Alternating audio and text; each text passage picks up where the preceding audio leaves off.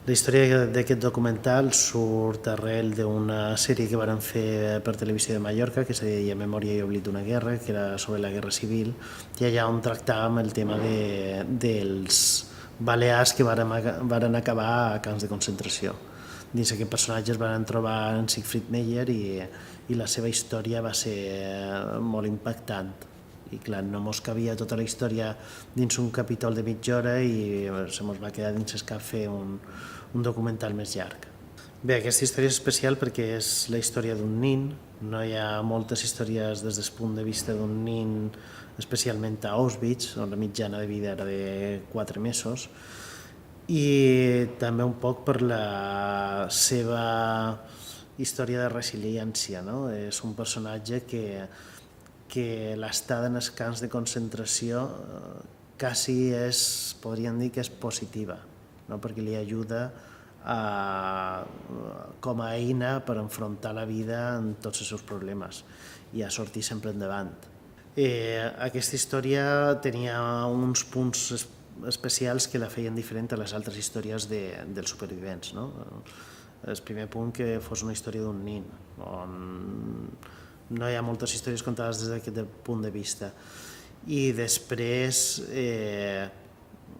això mateix feia que la història se complicés un poc a l'hora de contar-la, no? Era una història que ha estat difícil de contar perquè el personatge estava tancat i estava bloquejat sobre uns temes que no mos va voler parlar. Això mos va donar un gir en el documental que va fer que tractàssim més el tema de la memòria i el record i com funcionen els records i com els transformam per sobreviure. La part dels camps de concentració és una part important, però no és l'essència de tota la història.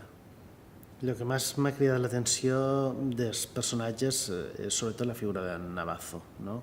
Com una persona que havia passat tota la guerra civil, que després lluita contra els nazis, que després entra dins un camp de concentració, té la capacitat humana encara d'empatitzar amb un nin petit i d'agafar el compromís per adoptar-lo i educar-lo i donar-li uns valors que no tenia, no? Un nin que venia d'un altre país, que a part era del poble alemany, que tant a la Guerra Civil com a la Guerra Mundial havia afectat directament en el Navazo, no? Eren els seus enemics, i com ell és capaç de centrar-se en la humanitat d'aquest nin i de dir, bé, l'ajudaré i el trauré endavant i el forma fins que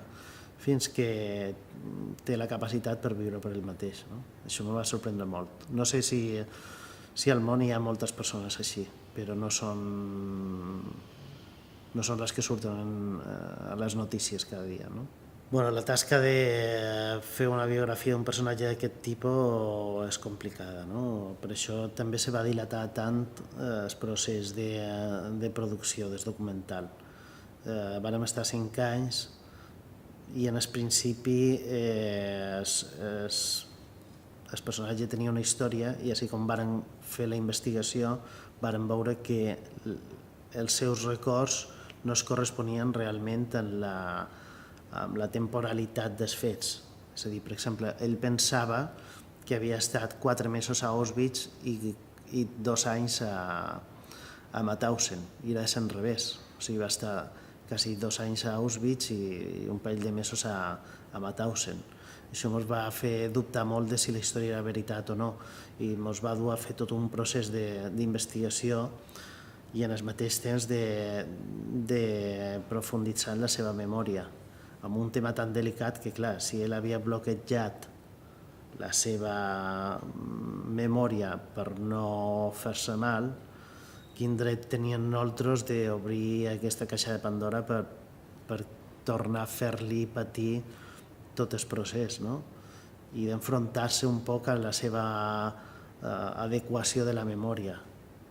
I bé, el que passa és que ho van fer en tacte i amb molt amor i en el final van treure una reacció que va ser molt interessant tant per ell com per a la seva família, que li va ajudar a entendre un poc en aquesta persona. No?